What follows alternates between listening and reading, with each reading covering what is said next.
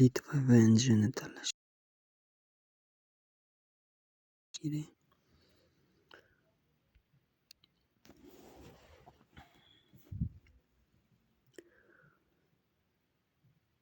Keyin ikkinchisini tanlaysizlar.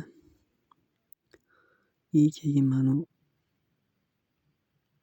click here deganni tanlaysizlar.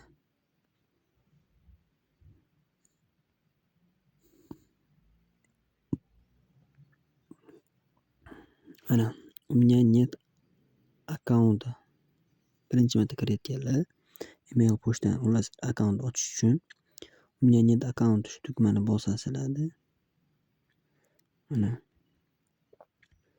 menda hozir bor 4 ta 5 ta akkauntim bor. Shuning uchun просто sizlarga ko'rsatib qo'yapman.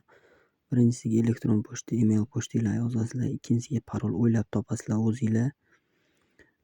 Shu parolni yana qaytadan terasizlar. Подтвердить parol bor. Qaytadan yozasizlar pastiga. Keyin nomer mobilniy telefon botga mana kirsanglar pastroqda O'zbekistonniki bor. Mana O'zbekiston 918. Bu yoqqa nomeringlarni terasizlar pastga. Keyin terib bo'lgandan keyin полный galochkalarni bosasizlar. Buni hammasini bosib turib зарегистрироваться chiqadi. To'ldirganinglarni hozir men to'ldirmadim, shuning chiqmayapti. Bitta bosasizlar. Уже bo'ldi. Уже aktivirani jo'natildi. Mana elektron pochtangizni jo'natildi deydi. Ссылка. Mana chiqasizlar. Elektron pochtangizga kirasizlar. Bundoq keladi. Mana shu activate account turibdi. Mana boshida ссылка mana. Shuni bitta yozasizlar. Уже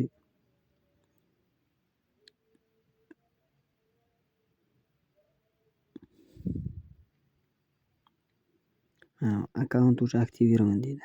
Endi shu xuddi shu akkauntingizni shundoq bu yoqqa terasida parol o'ylab topgan parolni kiritasiz. Войдini bitta yozasiz. Bo'ldi, уже kirasiz. Hozir men sizlarga ko'rsataman.